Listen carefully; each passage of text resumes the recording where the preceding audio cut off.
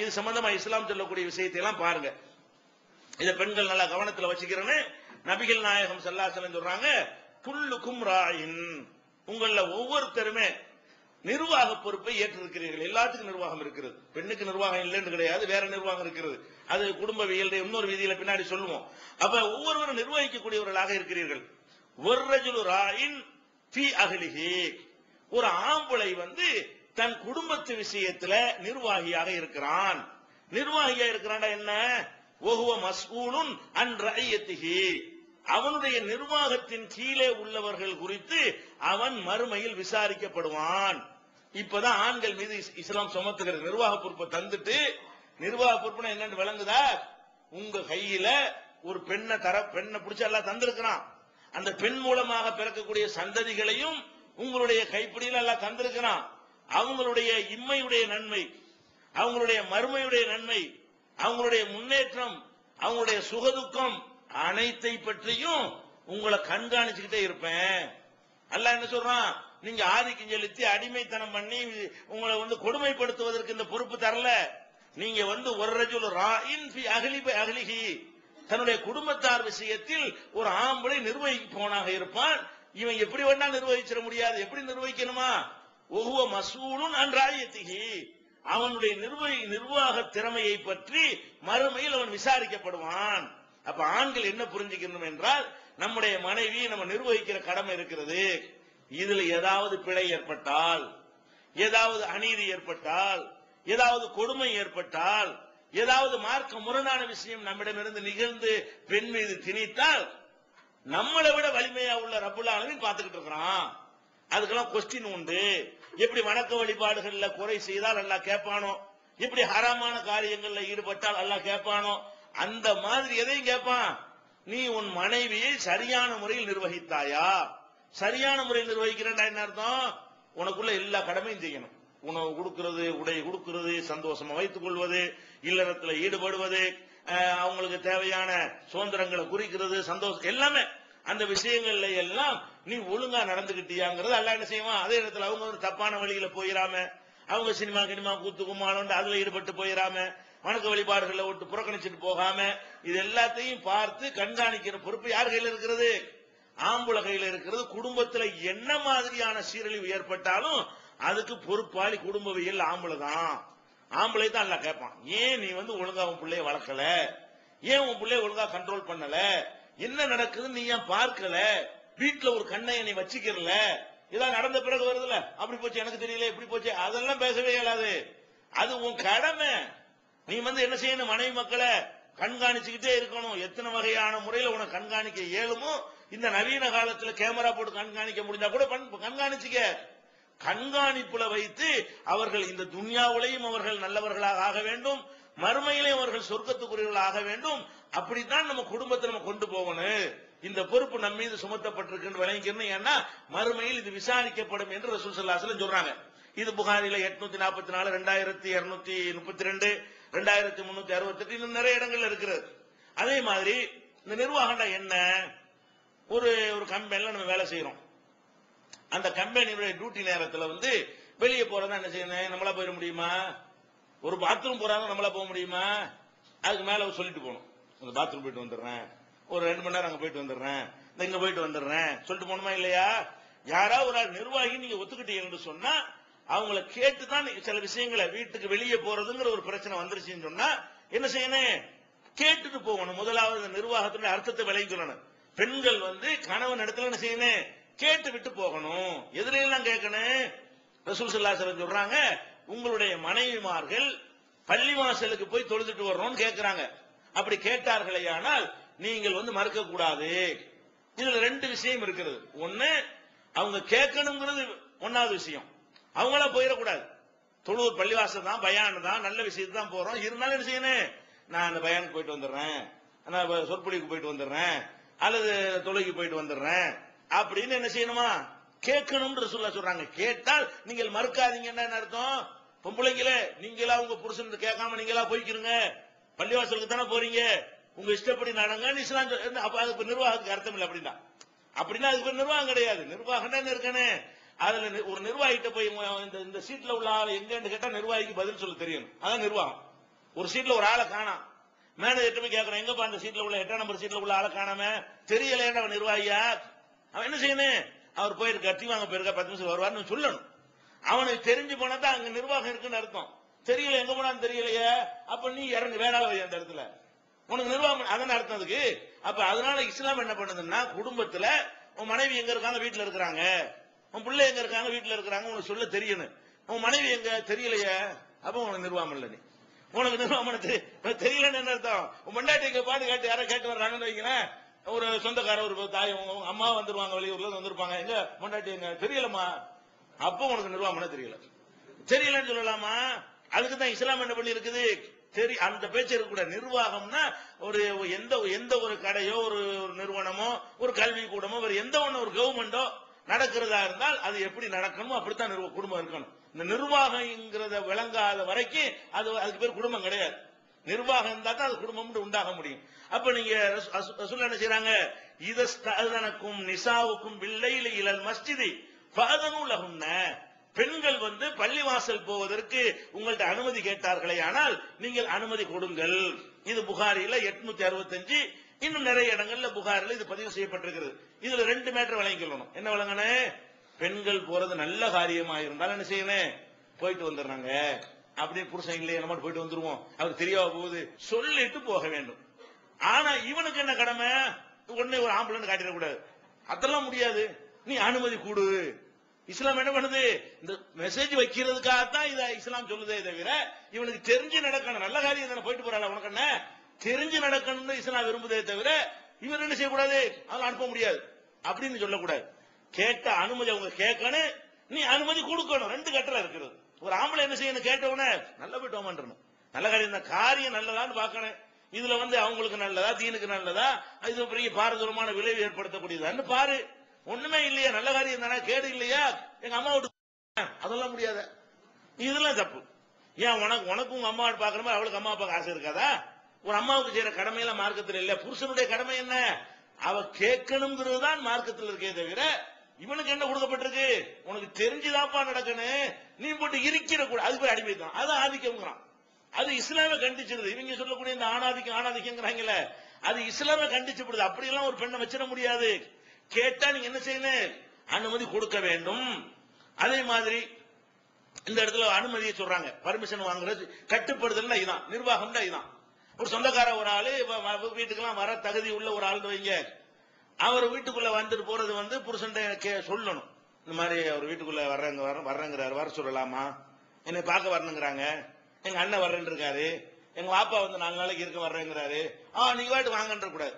என்ன செய்யணும், அதே ரசூலுல்லாஹ் சொல்றாங்க, வலா தஅதன்ன ஃபீ பைத்திஹி இல்லா பிஇذنஹி, அவனுடைய வீட்டில் ஒருத்தரை அனுமதிப்பதாக இருந்தால் பர்மிஷன் வாங்கிட்டு அனுமதிங்க. உங்களுக்கு அந்த வீட்டில் உரிமை இருக்கிறது. ஆனால் என்ன செய்யணும், அந்த நிர்வாகம்ங்கிற ஒரு அமைப்பு இருக்கும் பொழுது அதை கேட்கணும். யார் அந்த நிர்வாகத்துல மெயின் அத்தாரிட்டியா இருக்கிறாங்களோ அதை கேட்கணும். இந்த ஆபீஸ் இருக்குன்னு வைங்களேன், வெளியூர்ல இருந்து ஒரு 4 நாள் தங்கணுங்கிறாரு, அவரை தங்கிட முடியுமா? திறந்து கிடந்தாலும் தங்கிக்க கூடாது. என்ன செய்யணும், அதுக்கு யாரு அத்தாரிட்டியா இருக்கிறாங்களோ அவங்கள்ட்ட கேட்கணும், தங்கிக்கலாமா, அவர்கிட்ட கேளுங்க, இவர்கிட்ட கேளுங்க. கடைசியா ஒரு ஆள் இருப்பாரு, யாரு பொறுப்பா, அவர் என்ன செய்யணும், சரின்னு சொன்னவனா தங்கணும். அப்பதான் இங்க யார் தங்கி இருக்கிறா, என்ன இதுல என்ன நடக்குன்னு அவருக்கு தெரியும். அந்த மாதிரி இஸ்லாம் என்ன சொல்லுதுன்னு கேட்டா, நீங்க ஒரு ஆளை உங்க வீட்டுக்குள்ள தங்க வைக்கிறதாக இருந்தால் அதை அனுமதி கேட்டுக்கிறங்க. அனுமதினா 2 விஷயம் இருக்கு. டெய்லி ஒன்னோடு கேட்டுட்டு இருக்குன்னு ஒரு அர்த்தம் இருக்கிறது, ஹோல்சேலா மொத்தமா கேட்டுக்கிறது இருக்கிறது. எதுக்கு, ஒவ்வொரு வக்து தொழுகையும் போய் கேட்க வேண்டியது இல்ல. பள்ளியாசல் நான் அடிக்கடி போயிட்டு வந்துடலாமா, எல்லா வேலைக்கு நான் போகணும், எப்போனாலும் பள்ளியாசல் போக மாட்டேன்னு அதான் அனுமதி. ஒவ்வொரு நாளும் கேட்டுட்டு அனுமதி அவசியம் கிடையாது. 30 நாளைக்கு ரமணான்ல பையனுக்கு போயிட்டு வரலாமான்னு ஒரு நாள் கேட்கறீங்க, 30 நாள் போய்க்க, அவ்வளவுதான் அனுமதி. இதுக்கு என்ன செய்யறது இல்ல, டெய்லி போய் கேட்கறது இல்ல.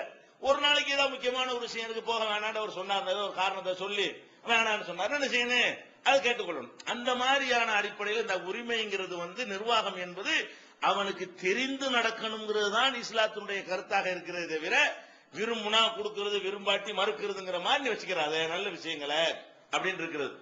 அதே மாதிரி நோன்பு, கடமையான நோன்பு கண்டிப்பா வச்சு அவன் ரமலான் நோன்பு, ரமலான் இல்லாதனால ஒரு பொம்பளை நோன்பு வைக்கிறான்னு வைங்க, அப்ப கூட அந்த நிர்வாக செட்டப் குறைஞ்சு போயிடும்.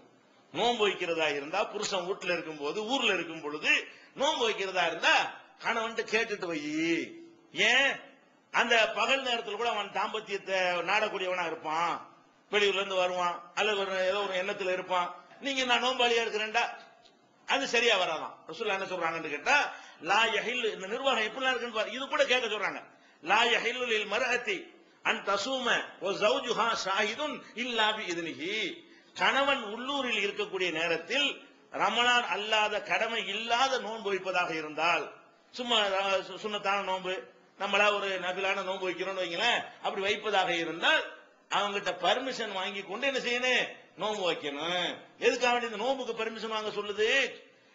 குடும்பத்தினுடைய முக்கியமான இது என்ன, சந்தோஷமா இவன் நாளைக்கு சந்தோஷமா இருக்கலாம்னு சொல்லி ஒரு எண்ணத்தோட ஒரு பலவிதமான கனவோட இருப்பான். அது மாதிரி நினைச்சு நான் நோம்பாளி நினைக்க சொன்னா சரியா வருமா? சரியா வராது. அப்ப இந்த மாதிரி எல்லாம் இந்த குடும்பம் என்ன செய்யணும், கேட்டு நீங்க செய்யுங்க, அது பர்மிஷன் வாங்கிட்டு செய்யுங்கன்னு சொல்லி ரசூல் ஸல்லல்லாஹு அலைஹி வஸல்லம் சொல்றாங்க. இது புகாரில 5195வது ஹதீஸாக இருக்கிறது. அதே மாதிரி இந்த இல்லற வாழ்க்கையில ஈடுபடுறது இருக்கு இல்லையா, அதுல எல்லாம் பெண்கள் ரொம்ப கிராக்கி பண்ணக்கூடாது. இல்லற வாழ்க்கையை பொறுத்த வரைக்கும் ஒரு ஆம்பளைண்டா என்ன, பெண்ணுண்டா என்னன்னு விளங்கிக் கொள்ள வேண்டும். ஆம்பளை என்று சொன்னால் அவனுக்கு நினைச்ச நேரத்துல எல்லாம் சந்தோஷமா இருக்க இயலாது. பெண்ணை பொறுத்த வரைக்கும் நினைச்ச நேரத்துல அவங்க சந்தோஷமா இருக்கலாம். ஆணை பொறுத்த வரைக்கும் அவனுக்கு ஏதாவது ஒருத்தனுக்கு கடன் கொடுக்க வேண்டியிருக்குன்னு வைங்க, அதையே நினைச்சுக்கிட்டு இருந்தான்னு வைங்க, இந்த மாதிரி எண்ணமே அவனுக்கு வராது. இந்த மாதிரி தாம்பத்தியத்தில் ஈடுபடணுங்கிற ஒரு எண்ணமே அவனுக்கு வராது. அல்ல ஏதாவது ஒரு மிரட்டலோ ஒரு எச்சரிக்கை, அவனுக்கு கொலை பண்ணிடுவோம் ஒருத்தர் மிரட்டு இருக்கான்னு வைங்க, அதையே நினைச்சிட்டு இருக்கான், அவனுக்கு அந்த மாதிரியான எண்ணங்கள்லாம் அவனுக்கு வராது. அல்லது இந்த மாதிரி ஒரு முக்கியமான ஒரு இதுல ஒரு அட்டன் பண்ணணும், ப்ரிப்பேர் பண்ண வேண்டி இருக்குன்னு வைங்க, அது ப்ரிப்பேர் பண்ணிட்டு உட்கார்ந்துட்டு இருக்கும் பொழுது போய் ஒன்றும் வராது. வேற ஒன்றில் ஒரு ஆண்களுடைய கவனம் இருக்கக்கூடிய நேரத்தில் அவங்களுக்கு எந்த உடம்பு நல்ல ஆரோக்கியமா இருந்தாலும் சரி, எதுவா இருந்தாலும் சரி, அவங்க என்ன செய்ய மாட்டாங்க, இதுல அவங்க லைக் பண்ணவே மாட்டாங்க. அந்த மாதிரி எல்லாம் இருக்கக்கூடிய நேரத்துல அப்ப அவங்க ஒரு என்னைக்கு அவன் ஃப்ரீயா இருக்கிறானோ அந்த நேரத்தை தான் பயன்படுத்திக் கொள்ள வேண்டும். அப்ப அவன் என்ன செய்யறான், ஒரு சந்தோஷமா இருப்பதற்காக மனைவிட்டு சொல்லும் போது அதெல்லாம் முடியாது, நேத்து நீங்க அப்படி செஞ்சீங்க அப்படின்னு செஞ்சிடக்கூடாது. நேத்து அவன் வேணான்னு கூட சொல்லியிருப்பான். நேத்து என்ன செஞ்சிருப்பான், அவனுக்கு ஏதோ ஒரு டென்ஷன்ல இந்த மாதிரியான படுத்தும் கூட சொல்லியிருப்பான். அது மாதிரி ஏதோ ஒரு சம்பவங்கள் இருந்தால் நீங்க என்ன புரிஞ்சுக்கிறேன்னு, ஆம்பளை அவனுக்கு இந்த மனசு மூளையில வேற பஞ்சாயத்து இல்லாட்டி தான் இதை விரும்புவான். விரும்பினா தான் அவனால் சந்தோஷமா இருக்க முடியும். இத அதிகமான பெண்கள் விளங்குறது இல்ல. இது யதார்த்தத்தை என்ன விளங்கிக்கிறது, ஆம்பளைட்டு இப்படித்தான் நீங்க எதிர்பார்க்க வேண்டும். ஆம்பளையை பொறுத்த வரைக்கும் என்ன செய்ய முடியாது, தூங்குறதுல கூடங்க ஒரு பொம்பளை படுத்தவங்க தூங்கிடுவாங்க. ஆம்பளைக்கு தூங்க முடியுதா?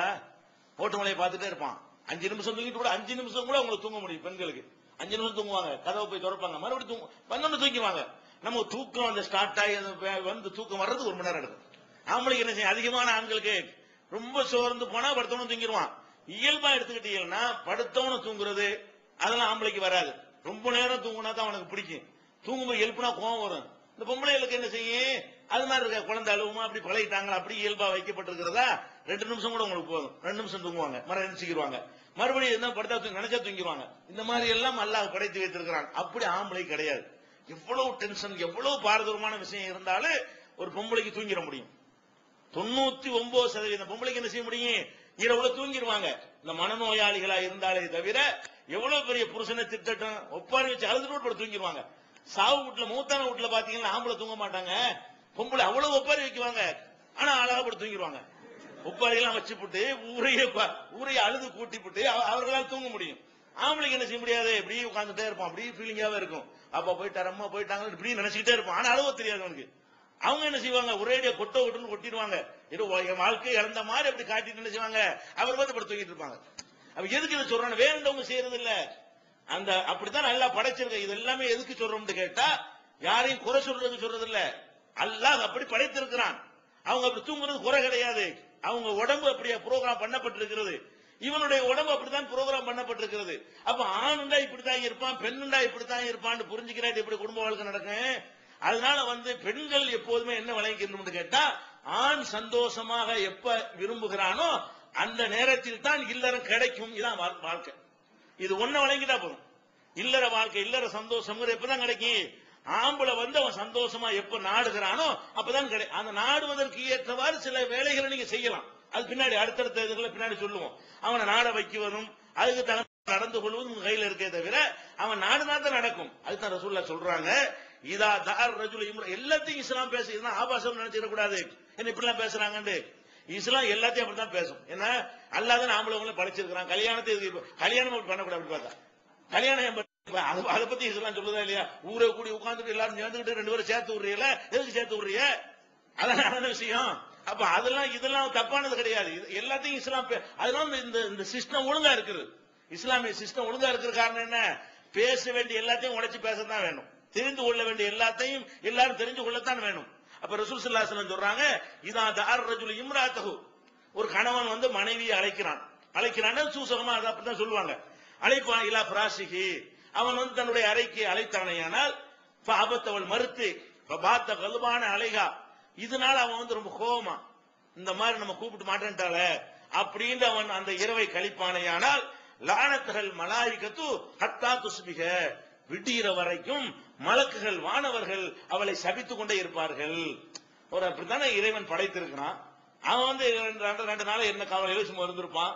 இன்னைக்கு எல்லா பிரச்சனையும் சால்வ் பண்ணிட்டு இன்னைக்கு ரொம்ப ஃப்ரீயா ஃப்ரெஷ்ஷா இருக்கு, மைண்ட் ஃப்ரெஷ்ஷா இருக்குமா, இன்னைக்கு அவனுக்கு ஒரு ஆசை வரும். அந்த இதான் யதார்த்தம் புரிஞ்சுக்கிறாம நீ அதுக்கு ஒத்துழைக்கல என்று சொன்னா விடிகிற வரைக்கும் மலக்குகள் உன்னை சபித்துக் கொண்டு இருப்பார்கள் என்று நபிகள் நாயகம் ஸல்லல்லாஹு அலைஹி வஸல்லம் அவர்கள் இந்த குடும்பவியலுடைய முக்கியமான குடும்பம் ஒழுங்கா போவதற்கு முக்கியமான ஒரு பாடத்தை சொல்லித் தருகிறார்கள். அதே மாதிரி ரசூல் ஸல்லல்லாஹு அலைஹி வஸல்லம் சொல்றாங்க, வல்லதி நஃப்ஸி பியதிஹி, என்னுடைய உயிர் யார் கையில் இருக்கிறதோ அந்த அல்லாஹ்வின் மீது ஆணையாக, என்னுடைய உயிர் அவன் கையில தான் இருக்கிறது, என்னுடைய உயிர் யாருடைய கையில் இருக்கிறது அந்த இறைவன் மீது ஆணையாக சொல்கிறேன், மாமின் ரஜுலின் எது இம்ராத்தஹு இலா ஃபிராஷிஹா, எந்த ஒரு ஆணாவது தன்னுடைய மனைவியை சந்தோஷமாக இருப்பதற்கு அழைத்து தஅபா அலைஹி, அவள் அதற்கு இணங்காமல் மறுத்து விட்டாளேயானால் இல்லா கல்லதி ஃபிஸ்ஸமாயி சாகிதா, வானத்தில் இருப்பவன் அல்லாஹ் இருக்கிறான அவன் அவள் மேல கோபமாகவே ஆகிவிடுவான். ஹத்தா யர்லா அன்ஹா, அவன் கணவன் அவளை திருப்தி அடைகிற வரைக்கும் வானத்தில் உள்ள இறைவன் அவள் மீது கோபப்படுகிறான் என்று ரசூல் ஸல்லல்லாஹு அலைஹி வஸல்லம் சொன்னதாக இது முஸ்லிம்ல இடம்பெற்றிருக்கக்கூடிய ஹதீஸ். அப்ப இதுல என்ன நம்ம புரிந்து கொள்ளணும்? பெண்கள் அறிந்து கொள்ள வேண்டிய முக்கியமான விஷயம், ஆண் நிர்வாகம் பண்றான், அந்த நிர்வாகத்துல முக்கியமான நிர்வாகம் என்ன? இல்லற சுகம், இல்லற சந்தோஷம், 2 பேரும் சந்தோஷமாக இருப்பது. இந்த விஷயத்துல பெண்கள் அவங்களுடைய நிலையிலிருந்து பார்க்க கூடாது, அவங்களுடைய உடற்கூறு மாதிரி ஆணுடைய உடற்கூரை புரிந்து கொள்ளக்கூடாது. இப்படி வழங்கி கொண்டார்களே ஆனால் நிறைய அவங்க இழக்கவே மாட்டார்கள். நிறைய சந்தோஷங்களை இழந்துடுறாங்க நிறைய பேர். இது புரிந்து கொள்ளாம ஆம்புலண்டா என்ன பொம்புலண்டா விளங்காம இழந்து விடுகிறார்கள். அதனால நோன்பு கூட அப்படிதான் சொல்லப்படுகிறது. நோன்பு வைக்கிறது காரணமே இதை நீங்க குடும்ப வாழ்க்கையில இதை ஒண்ணு தெரிந்து கொள்ள வேண்டும். அடுத்து என்னன்னு கேட்டா, இந்த கணவனுக்கு கட்டுப்படுதல் என்றதெல்லாம் ரசூல் ஸல்லல்லாஹு அலைஹி வஸல்லம் சொல்லும் பொழுது, ஆண் நிர்வாகி தானே, நிர்வாகிங்கிற முறையில் அவன் என்ன பண்றான்? உங்களுக்காக ரொம்ப உழைக்கிறான். அவனுடைய வயிற்றுக்கு மட்டுமா இருந்தா அவ்வளவு உழைக்க தேவையில்லை. ஒரு ஆம்பளை இந்த குடும்பம் ஒரு சுமை இல்லைன்னு வைங்க, ஆம்பளைக்கு மேல சுதந்திரமானவன் யாருமே கிடையாது. ஏன்? நம்ம ஒரு வயதுக்கு எவ்வளவு நமக்கு வேணும்? ஒரு வயிறு ஒரு ஆம்பளைக்கு குடும்பமே இல்லாம இருக்கிறோம் வைங்க, நம்ம எவ்வளவு வேணும்? நமக்கு ஒரு நாளைக்கு சாப்பிட ஒரு 100 ரூபாய் இருந்தா போதும். 100 ரூபாய்க்கு 3 வேளை அழகா என்ன செய்யலாம்? ஒரு சாப்பிடலாம். ஒரு 3000 ரூபாய் ஒரு மாசத்துக்கு கஷ்டப்பட்டு சம்பாதிச்சு 100 ரூபாய் இந்த சிட்டில தான். ஒரு கிராமத்துல இருந்தானா 30 ரூபாய் கூட போதும். ஒரு நாளைக்கு 30 ரூபாய் இருந்தா என்ன செய்யலாம்? 3 வேளை நல்லா சாப்பிட முடியும் கிராமமா இருந்தா. அப்ப ஒரு ஆம்பளை அவனுடைய தேவைக்கு மட்டும் வாழ நினைத்தான்னு சொன்னா அவன் ஒரு நாளைக்கு 100 ரூபாயில வாழ்ந்துட முடியும். ஆனா இப்ப என்ன பண்றான்? இந்த குடும்பம்ங்கிற ஒரு பொறுப்பை சுமந்து கொண்ட ஒரு காரணத்தினால அவன் 3000 ரூபாய் போதும்னாலும் 3 லட்சம் ரூபாய்க்கு ஆசைப்படுறான். நிறைய சம்பாதிக்கணும், பொண்டாட்டிக்கு சோறு கொடுக்கறதுக்கு மட்டுமா இது ஆசைப்படுறான்? சோறு கொடுக்கறதுக்கு இன்னொரு 3000 ரூபாய் போதும். இவனுக்கு 3000 ரூபாய் போதும்னு சொன்னா அவளுக்கு சேர்த்து ஒரு 3000 ரூபாய் போதும். ஆனா இவன் எதுக்கெல்லாம் ஆசைப்படுறான்? நம்ம பொண்டாட்டிக்கு நகையை பூட்டி அழகு பார்க்கணும், பீரோ நிறைய அடுக்கணும், வாஷிங் மிஷின் வாங்கி கேட்டா அது வாங்கி கொடுக்கணும், ஃப்ரிட்ஜ் வாங்கி கொடுக்கணும், டிவி ஒரு ரூமுக்கு ஒரு டிவி வாங்கி கொடுக்கணும், கட்டில் வாங்கி கொடுக்கணும், மெத்து வாங்கி கொடுக்கணும், மாடி 2 வீடு கட்டணும், 3 வீடு வேணும், இப்படின்னு என்னென்ன வேணுமோ இப்படி கனவு. அல்லாஹ் ஆம்பளை இப்படி ஆக்கி வச்சு என்ன செஞ்சான்? நீ போய் எல்லாம் செலவு பண்ற, கஷ்டப்படுறா, அவாட்டு வீட்டுல உட்காந்துட்டு இருக்கட்டும், நீ போய் தேடு, பொருளாதார தேடு, உழைச்சிட்டு வா, சம்பாதிச்சிட்டு வா, நல்லா வை அப்படின்னு சொல்லிட்டு இந்த தேவைக்கும் மேல இப்படிலாம் கொடுக்குறான். அப்ப இதை என்ன செய்யணும்? பெண்கள் இந்த நிர்வாகம் பண்ணக்கூடிய பொறுப்பு சும்மா ஒண்ணும் கொடுக்கறல. ஒண்ணு அந்த பிசிக்கல் உடம்புல அந்த மாதிரி எல்லாம் அமைச்சு வச்சிருக்கிற காரணத்தினாலே கொடுக்கப்பட்டிருக்கு. 2வது அம்சம் என்ன? அவனை உங்களுக்காக உழைத்து போடக்கூடியவனாகவே அவன் படைக்கப்பட்டிருக்கிறான். நீங்க சொல்லாட்டாலும் படைக்கிறான். இந்த கல்யாணம் பண்ண முந்தி தருதலையா சுத்தினவன்லாம் கல்யாணம் பண்ணவன ஒரு டைப்பா வந்துடுறான். கால் கட்டு போடுங்கன்னு பேர் வச்சிருக்காங்க. ஒரு கால் போட்டா சரியா வந்துடும். என்ன கால் கட்டினா என்ன அர்த்தம்? எல்லா விதமான கெட்ட செயலும் விட்டு போறான். அப்படி அவன் கணக்கு பண்ண ஆரம்பிச்சிடறான்.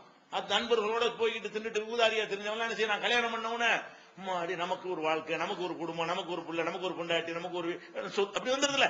இப்படியான ஒரு கனவுகள் வந்து அவனை இதுவான செய்கிறது. இது என்னதுனால வருது என்னமோ தெரியல, அல்லாஹ் வந்து அப்படி அவனை ஆக்கி வச்சிடறான். இதுல இருந்து ஒரு லாஜிக் வர மாட்டேங்குது. ஏன் போட்டு இப்படி கஷ்டப்பட்டு பகுத்தறிவா சிந்திச்சா உன்ன வேலை செய்ய மாட்டேங்குது. அல்லாஹ் அப்படி ஆக்குறான். பகுத்தறிவு எல்லாம் தோல்வியடைய செய்து உன் மேல இந்த பொறுப்பு சுமத்தப்பட்டிருக்கணும். பெண்கள் என்ன வழங்கனே, நம்மளுக்கு இந்த மாதிரி எந்த சிரமமும் இல்லாம உள்ளதிலே கஷ்டம் வந்து சாப்பாட்டுக்காக அலையிறது தான். இந்த பொருளாதாரத்தை தேடுவதற்காக வேண்டி வெளி உலகத்துல ஒரு ஆம்பளை என்னென்னலாம் பண்றான் பெண்களுக்கு தெரியாது. அவங்க என்ன நினைச்சுக்கிட்டாங்க, ரூபாய் கொண்டாந்து கொட்டுறான்னு நினைச்சிட்டு இருக்காங்க. ஒரு கஸ்டமரை டீல் பண்ணும் போதே பெரிய டென்ஷன் ஆகும். 5 ரூபாய்க்கு ஜாமான் வாங்குற 50 கையில் கேட்பாங்க. இவனுக்கு மண்டை காயும். அமெரிக்கையில் ஒரு வியாபாரத்தில் வந்துகிட்டு ஒரு சின்ன ஒரு வியாபாரம், சின்ன ஒரு டீலிங் பண்றது அவ்வளவு பிரச்சனையாயிரும். வாங்கின கடனை கொடுக்காட்டி அவனுக்கு இவனுக்கு வர சண்டை, இவன் கொடுத்த கடனை ஒருத்தன் தரலன்னு அவனுக்கு உள்ள சண்டை. சேல் டாக்ஸ் வருவான், இன்கம் டாக்ஸ் வருவான், அவன் வருவான், இவன் வருவான், அது லஞ்சம் வாங்குற வருவான், அரசியல்வாதி கட்சிக்கு நன்கூட கேட்டு வருவான். அது மாதிரி பலவிதமான ஒரு மேட்டர்களையும் சந்திச்சுட்டு வீட்டுக்குள்ள வந்து நுழைஞ்சா எப்படி இருக்கும் அவனுக்கு, அவ ஒரு சந்தோஷமா வீட்டுல போன மனைவி சிரிக்கணும் அப்படின்னு நினைச்சு வருவான்ல. இந்த மாதிரியான ஒரு கஷ்டத்தை யாக்கும் ஒரு ஆம்பளை அனுபவிக்கிறான். ஆனால் பெண்கள் வந்து எந்த இடத்துல தோத்துடுறாங்கன்னா, எந்த இடத்துல நாசமாக்கிறாங்கன்னு கேட்டா, வீட்டுல உட்காந்துட்டு ஒண்ணும் தெரியறது இல்லை. ஏதோ பணம் காய்ச்சி மரம் காய்க்கிற மரத்துல பணம் காய்க்கிற மாதிரி அதை அவன் பறிச்சுட்டு வர்ற மாதிரி நினைச்சுக்கிறாங்க. நம்ம வீட்டுக்கு வந்து கூட நகையை வாங்கி தர்றான், வீடு வாங்கி தர்றான், அது வாங்கி தர்றான்னு சொன்னா அதுக்கு பின்னாடி என்னென்னலாம் இருக்கிறது என்பதை பெண்கள் என்ன செய்யறதில்ல, விளங்குறது இல்ல. அதை ரசூல் ஸல்லல்லாஹு அலைஹி வஸல்லம் சொல்றாங்க, ரஅய்து அக்ஸர அஹ்லிஹா நிசா, நரகத்துல வந்து நான் அதிகமாக பெண்களை பார்த்தேன். ஆம்பளை பொம்பளை எல்லாரும் நல்லவன் இருக்கும், கெட்டவன் இருக்கிறோம், சமமா தான் நரகத்துல இருக்கணும். ஆம்பளை எவ்வளவு நல்லவன் இருக்கிறான், அதே மாதிரி பொம்பளை எவ்வளவு நல்லவன் இருப்பாங்க. ஆம்பளையில எவ்வளவு கெட்டவன் இருக்கிறான், அது மாதிரி பொம்பளையிலையும் கெட்டவங்க இருப்பாங்க. அப்ப ஆம்பளையில 100 பேர் 100க்கு 10 பேர் நரகத்துக்கு போனான்னு சொன்னா பொம்பளையில 100க்கு 10 பேர் தானே போகணும் சராசரியா.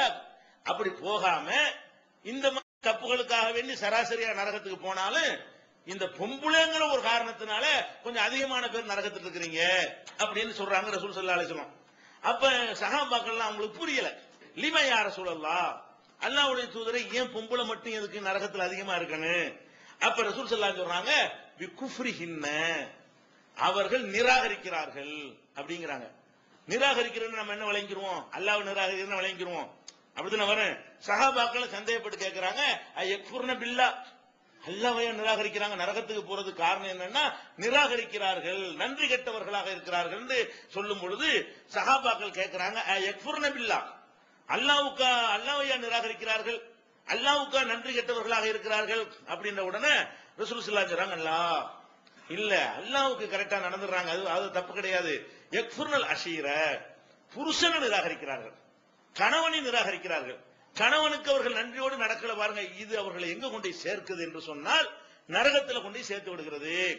எப்படி சொல்றாங்க ரசூல் ஸல்லல்லாஹு அலைஹி வஸல்லம் கேட்டா, லவ், அழகா சொல்றாங்க புரியுற மாதிரி, லவ் அஹ்சன்த இலா இஹ்தாஹுன்ன தஹரகுல்லஹு, காலமெல்லாம் ஒருத்திக்கு உன் மனைவிக்கு நீ உபகாரமா செய்து கொண்டே இருக்கிறாய், காலமெல்லாம் கேட்கறதெல்லாம் கொடுத்துக்கிட்டே இருக்கிற, அப்புறம் சும்மா ராத்தி மின்க செய்யா, இப்படி செஞ்சிட்டு இருக்கும் உன்ட்டு ஒரே ஒரு குறையை கண்டுவிட்டால், ஒரே ஒரு நாள் கேட்டதை கொடுக்கல, போன மாசம் நெக்லஸ் வாங்கி கொடுத்த, இந்த மாசம் வளையல் வாங்கி கொடுத்த, நேத்து வந்து மோதிரம் வாங்கி கேட்ட கொடுக்கல, இப்ப கொடுக்கல இல்ல, இவன் என்ன நினைக்கணும், நெக்லஸ் எல்லாம் வாங்கி தந்தாரு, இருக்க போய் தரத்தானே செஞ்சாரு, வளையல் கட்ட வாங்கி தந்தாரா இல்லையா, பட்டுப்புடவை கட்ட வாங்கி தந்தாரா இல்லையா, இன்னைக்கு ஒரு மோதிரம் சின்ன ஒரு பொருள் கேட்கறோம் இல்லன்னா அதுக்கு என்ன சூழ்நிலையோ, அவர் நிலை பாவம் என்னவா இருக்கு இப்படின்னு எடுத்துக்கொண்டால் நரகத்துக்கு போக மாட்டோம்.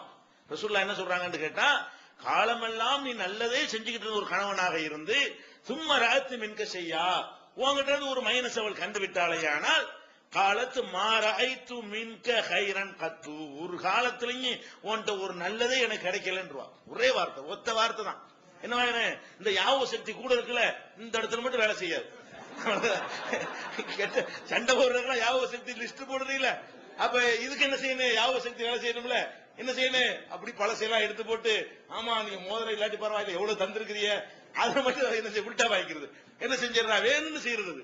அவனுக்கு தெரிந்து கொண்டு கணவன் என்னென்னலாம் செஞ்சிருக்கிறான், நம்ம எப்படி வரும்போது எப்படி இருந்தோம், இப்ப இந்த கணவனால் நம்ம என்னென்னலாம் அடைஞ்சிருக்கிறோம், எவ்வளவு அவனுடைய உழைப்பு பூரா நமக்கு தானே, தகப்பனார் கூட மகளுக்கு அம்மட்டையும் தரப்போறாரு, தரமாட்டாரு, புருஷன் தான் பொண்டாடி அம்மட்டையும் தர்றான். ஒரு தகப்பன் வந்து மகளுக்கு ஒரு லிமிட் தான், கல்யாணம் பண்ணி அதோட முடிஞ்சு வச்சுக்காத, கல்யாணம் பண்ணி 18 வருஷத்துல கல்யாணம் பண்ணி கொடுத்தான்னா அவ்வளவுதான் அவளுக்கு செய்யக்கூடிய விஷயம். அதுக்கப்புறம் 40 வருஷம் 50 வருஷம் இவன் தான் தூக்கி சுமந்துகிட்டு இருக்கான். அப்ப இதையெல்லாம் யோசிச்சு பார்த்து என்ன செய்யணும், கணவனுக்கு நன்றி உள்ளவர்களா இருக்கணும். அப்ப ரசூலுல்லாஹ் என்ன சொல்றாங்கன்னு கேட்டா, எவ்வளவு உதவி செஞ்சாலும் பெண்கள்ட்ட ஒரு கெட்ட குணம் என்னன்னு கேட்டா, ஒரு நாளைக்கு முடியலன்னு சொன்னா ஏதோ ஒரு விஷயம் பொருளாதாரத்தினால முடியாம இருக்கலாம், அல்ல வேற ஏதோ ஒரு காரியத்தை கேட்டு அது முடியாம இருக்கலாம். எப்ப பார்த்தாலும் பள்ளியாசலுக்கு போறான்னு கேக்குறீங்கன்னு வைங்களேன், ஒரு நாள் போவாதுன்றான், என்னமோ ஒரு காரணம் சொல்லியிருப்பான். பேசாம இருந்துக்க வேண்டிய அன்னைக்கு உடனே உங்களுக்கு இதே வேலை போச்சு, எப்போ தான் இப்படிதான் செய்ய அப்படின்னு ஒரு நாளைக்கு சொன்னதுக்காக, ஒரு நாளைக்கு சொன்னதுக்காக என்ன பதில் வரும், எப்ப பார்த்தாலும் உங்களுக்கு இதே வேலை தான் இப்படின்னு சொல்லக்கூடிய ஒரு தன்மை பெண்கள்ட்ட இருக்கு. இல்லைன்னா நீங்க சொல்ல முடியாது. இது ரசூலுல்லாஹ் காலத்துல சஹாபி பெண்கள்ட்ட இருந்து இன்னைக்கு உள்ள பெண்கள் வரைக்கும் 20ஆம் நூற்றாண்டு இவ்வளவு நாகரிகம் வந்துட்டா கூட இந்த அவங்களுடைய அந்த கேரக்டர் என்ன செய்யல, இன்னைக்கு வரைக்கும் மாறல. அப்படி இது மாதிரி வந்துடக்கூடாதுன்னா இதை நீங்க கவனம் நன்றியோட எடுத்து பார்க்கணும். ஏன் ஆம்பளைக்கு நிர்வாகமே எது கொடுத்திருக்குது, அவன் பொருளாதாரத்தை செலவழிக்க நல்லா கொடுத்திருக்குது, அவன் அவ்வளவு சிரமப்படுறான், நம்ம அதை என்ன செய்யணும், அனுசரிச்சு இருக்கணும். ஒரு நாளைக்கு கூட தருவான், ஒரு நாளைக்கு குறைய தருவான், ஒரு நாளைக்கு தராம கூட இருப்பான், எப்படிங்கிற ஒரு பேசிக்க புரிந்து கொள்ளணும்னு ரசூல் ஸல்லல்லாஹு அலைஹி வஸல்லம் சொல்றாங்க. இது புகாரில 1052வது ஹதீஸாக இருக்கிறது. இப்ப இந்த பெண்களை ஆண்கள் நிர்வகிப்பார்கள் அப்படின்ற உடனே நம்ம இன்னொரு அம்சத்தை விளைவிக்கணும்.